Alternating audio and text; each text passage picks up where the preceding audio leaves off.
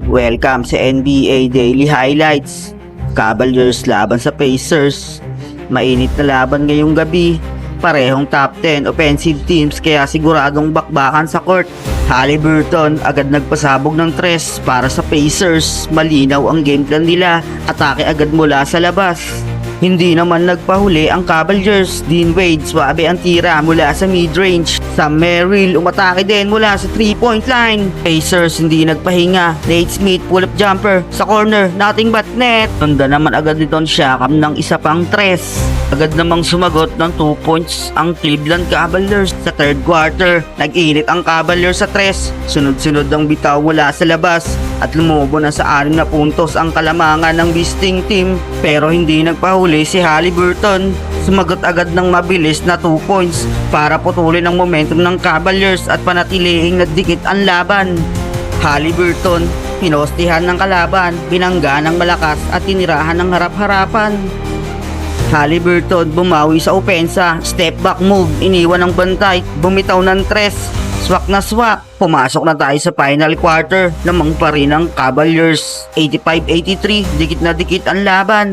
3 points na naman, napatayo na pati ang kampe sa bench. Ramdam na ramdam ang momentum, buong team todo suporta sa bawat bitaw.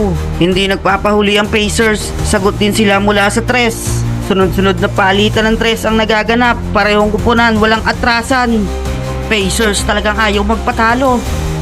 Cavaliers isa na namang lomba mula sa labas, pasok ulit, talagang ayaw magpaawat.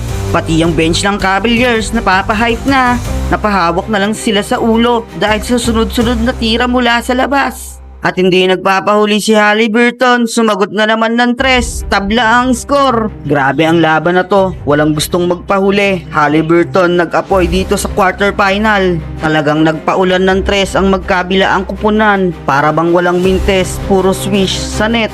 9 seconds at nasa Pacers ang bola. Isa lang ang lamang ng Pacers. Pag inbound pa lang ng bola, nakakuha na agad ng foul ang Pacers. Pacers lamang ng dalawa. Cavaliers huling opensa, inbound play, drive sa tres. Final seconds, Cavs for the tie, drive sa loob pero hindi maipasok. What a miss, Pacers escape with the win. Salamat sa panonood mga kabasketball. Kung nag-enjoy ka sa highlights, huwag kalimutan i-follow ang page para sa daily NBA updates at epic game moments. Share na rin para sama-sama tayong ma-hype sa bawat buzzer beater. Kita-kit sa susunod na game.